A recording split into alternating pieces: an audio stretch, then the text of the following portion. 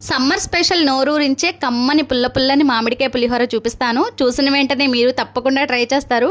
చాలా సింపుల్గా చెప్పేస్తాను, మరి చూడండి. రైస్ని ముందు ఉప్పు, పసుపు, కొంచెం ఆయిల్ వేసుకుని పొడిలాడుతూ ఉడికించుకుని పక్కన ఉంచుకోవాలి. ఇప్పుడు తాలింపు కోసం ప్యాన్లోకి తగినంత ఆయిల్ వేసుకుని పోపు దినుసులతో పాటు 4-5 ఎండుమిర్చి కూడా వేసుకుని స్టవ్ మీడియం ఫ్లేమ్లో పెట్టుకుని దూరగా ఫ్రై చేసుకోండి. ఇందులోనే కొన్ని జీడిపప్పు, కొన్ని పల్లీలు కూడా యాడ్ చేసి వీటిని కూడా మంచి కలర్ వచ్చేంత వరకు ఈ విధంగా ఆయిల్లో ఫ్రై చేయాలి.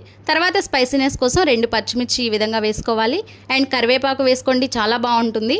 తర్వాత మెయిన్ ఆఫ్ ద ఇంగ్రీడియంట్ పచ్చి మామిడికాయ తురుముని ఇలా 1 కప్పు వేసుకొని 2 నిమిషాలు అలా ఆయిల్లో ఫ్రై చేసి తగినంత ఉప్పు వేసుకోండి. ఆల్రెడీ మనం రైస్ ఉడికించేటప్పుడు సాల్ట్ యాడ్ చేసాం కాబట్టి. ఆ తర్వాత లాస్ట్ అండ్ ఫైనల్గా కొంచెం ఇంగువ యాడ్ చేయండి, సూపర్ ఉంటుంది. ఈ వేడి తాలింపుని రైస్లోకి వేసేసి బాగా మిక్స్ చేసేసి వెంటనే తిన్నట్లయితే ఆహా ఎంత బాగుంది అనాల్సిందే, బాగుంటుంది. ట్రై చేయండి. వెళ్తూ లైక్ చేయడం